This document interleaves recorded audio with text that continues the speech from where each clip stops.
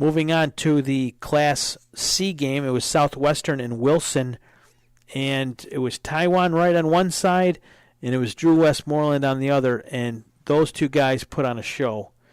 Heading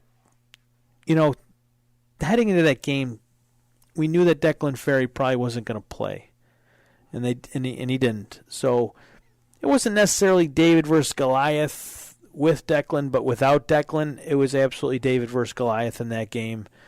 But Wilson hung tough, and compliment all the compliments to those kids for battling it. It was a gutsy effort for everybody, and especially Drew Westmoreland. And Bobby Atlas, the coach's son, passed for around 200 yards. And against Southwestern, that's just probably one of the worst defensive games that Southwestern had. But yet, Wilson came to play. They had over 300 yards offensively. They did what they had to do, but there was one difference: Taiwan plus the line of the Trojans. So they gave it. They left everything on the field, and Westmoreland he's a very, very outstanding player. And like we said earlier, Taiwan Wright over 340 yards rushing, 5 touchdowns, tying a stadium record from I believe 2003. So congratulations to Southwestern on the big win. They won by like 30 points, but it was tied at half. So, take that for what it's worth. But Southwestern's moving on, and they are going to play combined team Letchworth-Warsaw out of Section 5. I don't know. They call them Letsaw, I think, for short. Letchworth-Warsaw. Anyways, they're a Class C team there. They outscored opponents this year 152-50.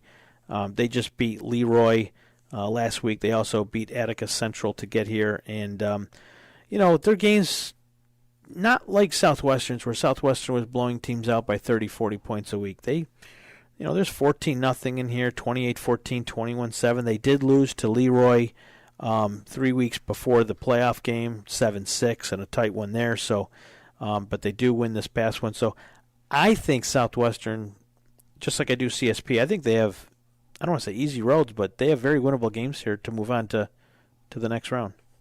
When you take a look at the line they have, that with adding Conrad Thomas to it, and they had 4 or 5 others, coming back in the 2 or 3 year starters, I just don't see Section 5 beating, the Trojans, and I think that the Trojans have a tremendous opportunity if they play the game that they need to, and not necessarily like they played in the first half, but you get a special player with Taiwan White.